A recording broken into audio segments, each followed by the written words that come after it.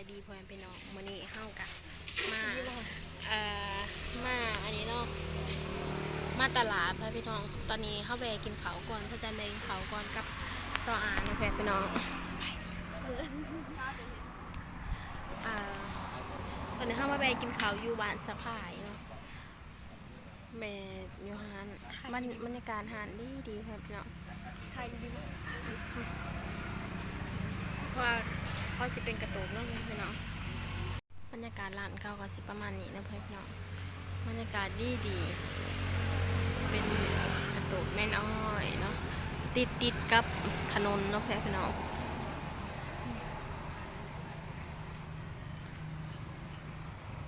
มีหา6กระตูกเนาะพี่น้องแล้วก็เบื้องนั้นแน่เพราะเพื่อให้ลูกค้าที่เขามากินนะพี่น้องบรรยากาศดีเขาจะยังมากไปบรรยากาศที่ด้วยนี่ตอนนี้ตำเข้ากะมาห่อแล้วพอพี่น้องเป็นตำปูม้าสดๆด้วยจ้าหวานสดๆเพิ่นก็สดด้วยจ้าอันชาวอากะบ่เคยกินจักแต่เพื่อนพี่น้องครั้งแรกชีวิตที่สิกินตำปูม้าดิบเนาะนี่อาหารกะสิประมาณนี้แล้วเพื่อนพี่น้องอันไล่มือไอ้ได้ทีชาวจันไว้ลงกีบ4 มือนี่นะพี่น้องทีชาวจันไว้ลงว่าชาวจันบ่มีเวลาไปไซนะเพราะว่าเฮ็ดเบียกอยู่เพื่อนนะว่าพี่น้องก็เลยบ่ไปไซอีกอย่างแม่ชาวจันกับบ่สบายเนี่ยเนาะมันก็เลยบ่ได้ไปไซตอนนี้เฮาก็สิกินกันเลยพี่น้องนี่ตอนนี้พี่น้องเฮากับพ่อคนดัง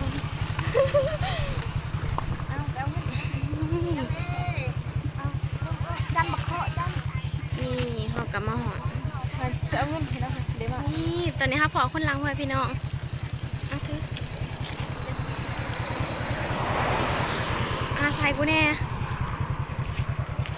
ตอนนี้ค่ะกลับมาแบกซื้อกินเนาะที่ซื้ออีสังให้เฮ็ดงูป่ะฮะจานเท่าไรฮะ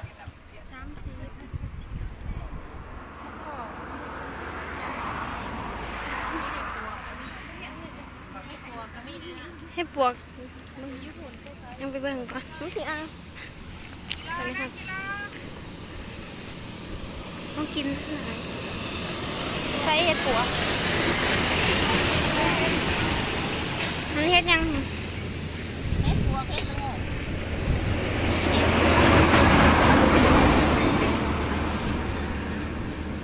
เอาวะมันเห็ดปวกบอกทำไมจูงคาเฟ่มาแล้วกินด้วยนะเพราะจะต้องเยอะๆเอากันเดินมาจับเลยมึงนี่ยังแค่นางงงไว้พี่น้องคือบานขักบานแหน่ตัวจูมมึงอะไรตัวนั้น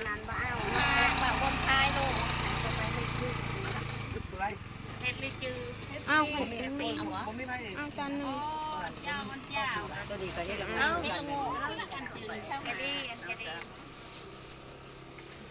เฮ็ดปวกเลยสะ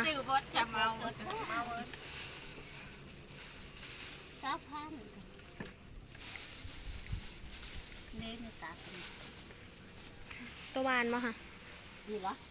นี่นะเฮ็ดปวกนะลุงคือกันเขาแนมเมืองคือบ้านบานช่องชำดอกนะโอ้ยนายจะว่าอยู่ต้นไม้เป็นคันว่าเท่าไรตัวนั้นตัวนี้เป็นยังเหรอเอาจานตัวนี้เอาจานตัวนี้ให้ตัวปีอ่ะสิตัวนี้เท่าไรตัวนี้ขอไปได้โอ้เขาเดี๋ยวเป็นชิ้นท้ายเอาที่ท้ายที่เอาเอาตัวนี้แหละน้ำไม้กองเท่าไรกองหาพัดนะเอากองหนึ่งเอาเบิร์ดนะเป็นยังสิดูถ่ายชิมหาพัดชิมหาพัดเบิร์ด2 คนยุ่งกัน2 คนตอนนี้เขาจานกันในเมื่อเนาะ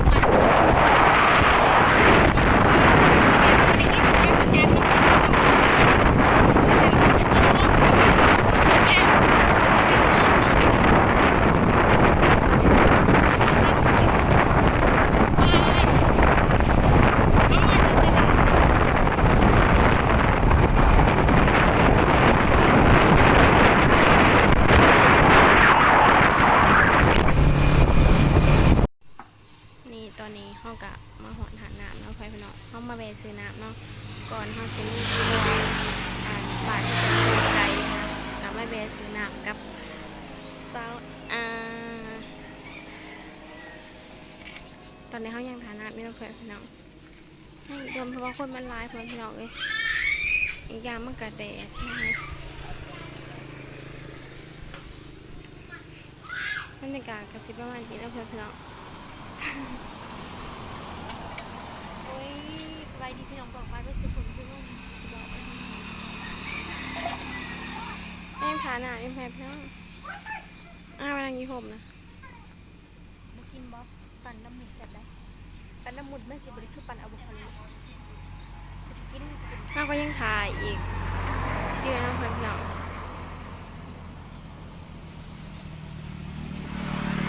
นี่ตอนนี้มันกำลังปั่นพี่น้องน่ากินแม่พี่น้องตอนนี้ยังรอทาลูกค้าอีกคนน่ะเนาะเพราะว่าเขายังปั่นให้ลูกค้าอีกก่อนจะจันจิไรก็ต้องทาก่อน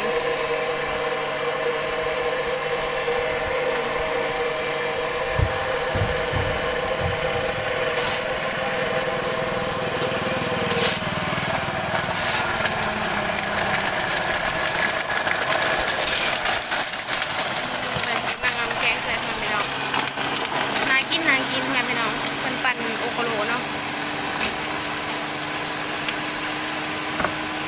เข้ากับแม่ขา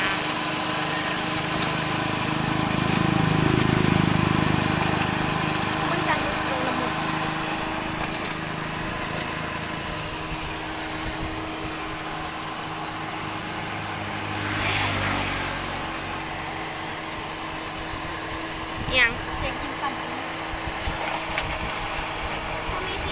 ซากะงามนะมันนี่บอกไปชดเป็นบ้า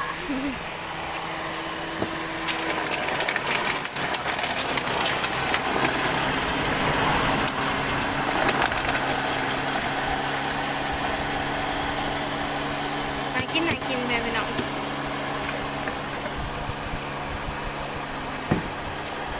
เก่งอีพี่น้อง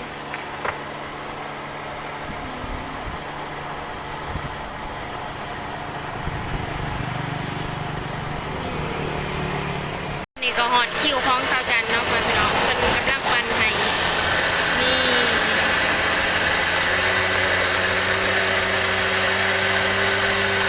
เดี๋ยวเขาก็ได้กินแล้วพี่น้องเพราะว่าสาวจันก็มากินได้ดีพี่น้องเพราะว่ามันแซ่บเนาะร้านนี่ร้านเดียวพี่น้องมีปั่นผลไม้สด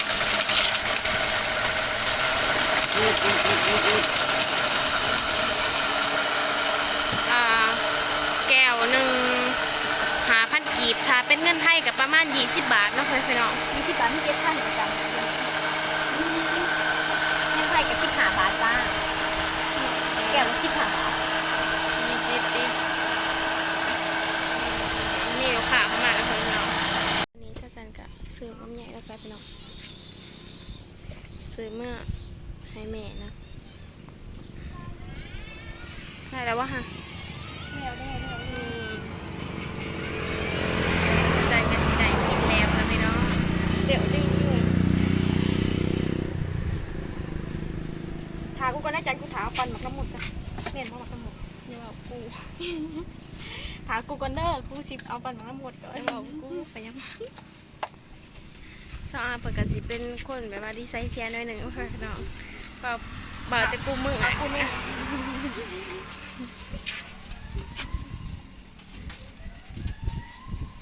เก็บนะ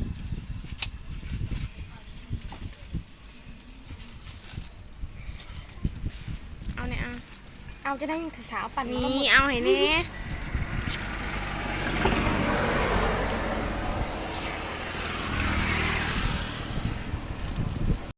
นี่ตัวนี้เขาก็ได้ขับพี่น้องพ่อขับเผยดิแสบพี่น้องขวดนี่พ่อพี่น้องตอนนี้เขากะมาหอดแต่เนาะมาหอดบานนาคามเลยแต่ว่ายังมาท่านนาคามฝากพ่อพี่น้องยังถาเหืออยู่พอเหือเขากำลังมาเอาเนาะนี่พูดเหือพ่อพี่น้อง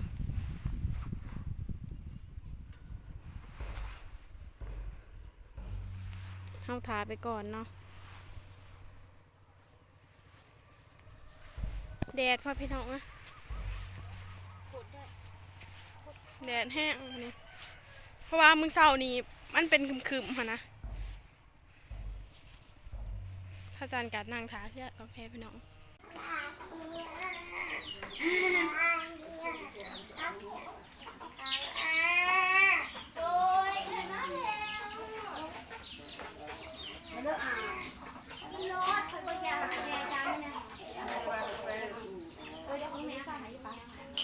อย่าปากเด้อหลานเด้อกินแซ่บแซ่บเด้อ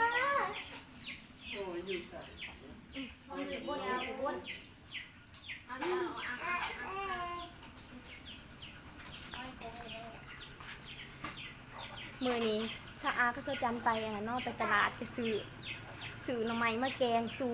ย่ายๆกินเนาะ2ย่ายจ้ะ2ย่ายกะย่ายตัวหนึ่งกะย่างบ่ไหลเนาะเจ็บขาแกงหน่อไม้ซีมือเช้าจันเนาะกะแซ่บอยู่พี่น้องเอ้ยอร่อยกินหอยหมูหวานกินหมูทำไมหรอ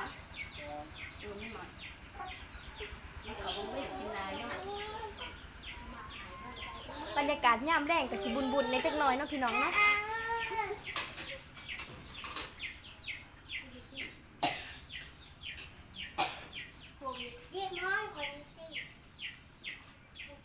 เช้าจันสื่อหน่อไม้มาแต่นอกทาง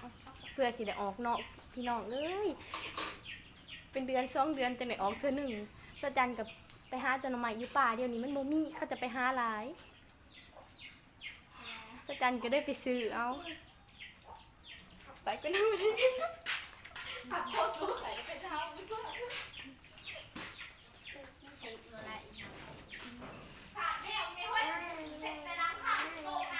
ของฉันมาเก็บไว้พนอไหม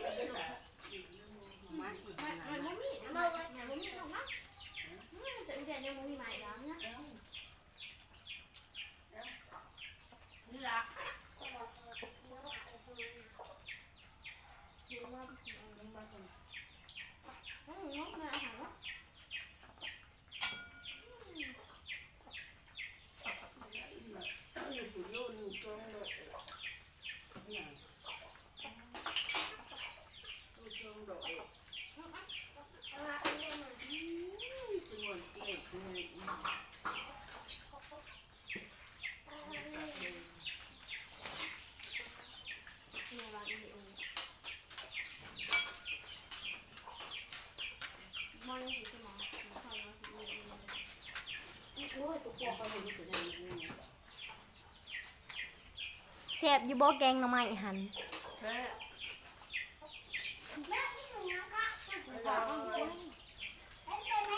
มีคนผ่าอ่ะแล้วตอนเวลาเขาผ่าเสร็จเขาต้องให้ต้องเอาขึ้นมาเลยค่ะ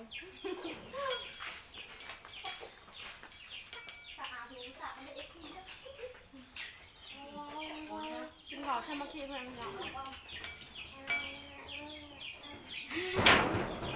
ท้องเรือเนี่ยคือถ้าจำมากินขอเพื่อนเดี๋ยวเขาแม่เขาจานเนาะไม่กินช่วงนี้เป็นบ้านเกิดของหนองอาเนาะอาไปบูชาอยู่ข้างหลัง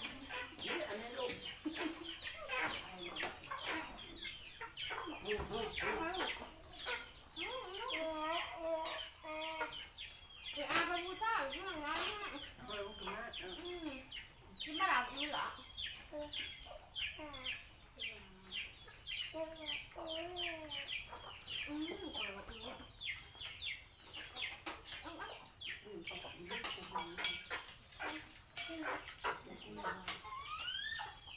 อยู่ทำไมจ๊ะ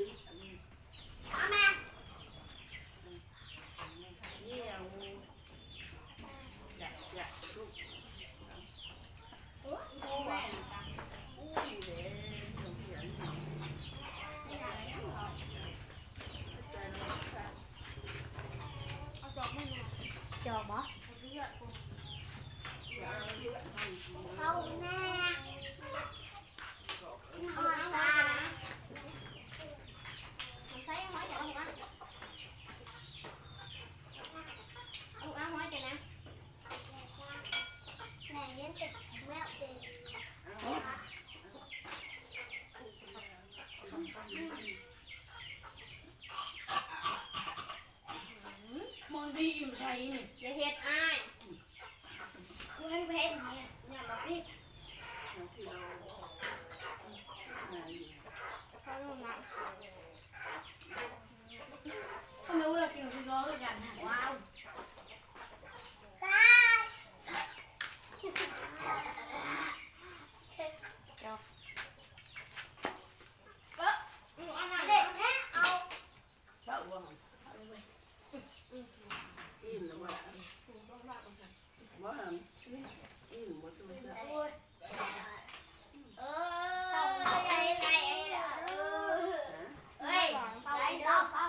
บรรยากาศยามแดงพี่น้องเอ้ย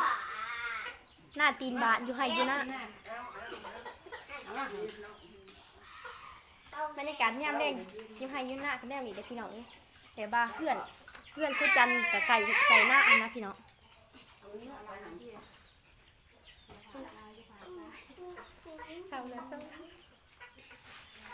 เอาลูกอ่ะนั่นอ่ะคุณแพ้เอาหนักมันได้ไหมอ่ะเอาลูกอ่ะนั่นเนี่ยอันนั้นเนี่ยเอาลูกอ่ะนั่นเนี่ยเอาลูกอ่ะนั่นเนี่ย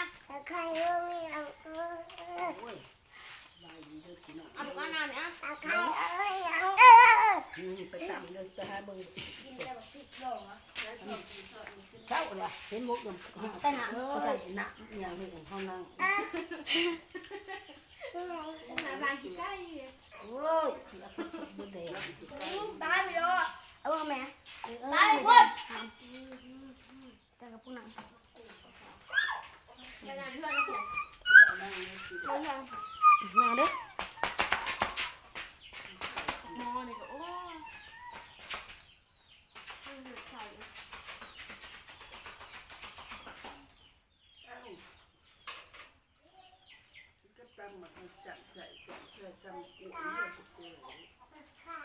ฟังนี่ยาช้อนเกิดใส่ผนัง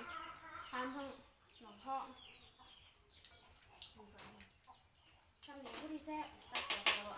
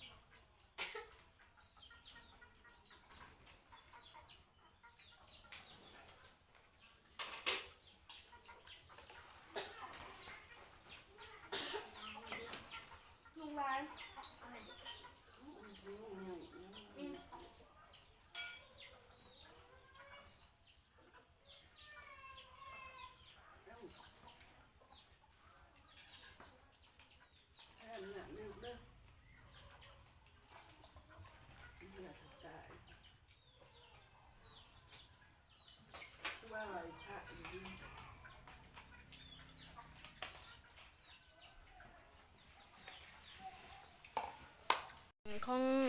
เอื้อยแม่ของชาวจันกะใกล้ๆติดกับบัดเนาะเพื่อนพี่น้องย่างไปหันกับบัดเนาะนี่กะทงหน้าเพื่อนพี่น้องว่ายามแดงมันอาจสิบ่เห็นเนาะเพราะว่ามันกะเปิดมืดแน่นะ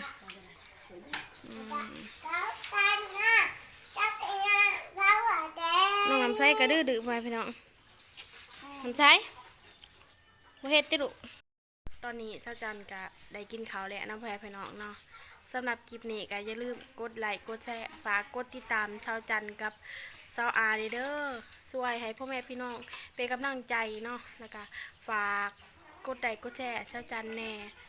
ว่าชาวจันกะ5กะเปิดช่องใหม่เนาะยังบ่ทันได้จักอีสังนะเพื่อนพี่น้องสำหรับคลิปนี้ชาวจันกะสิจะไปเด้อบ๊ายบาย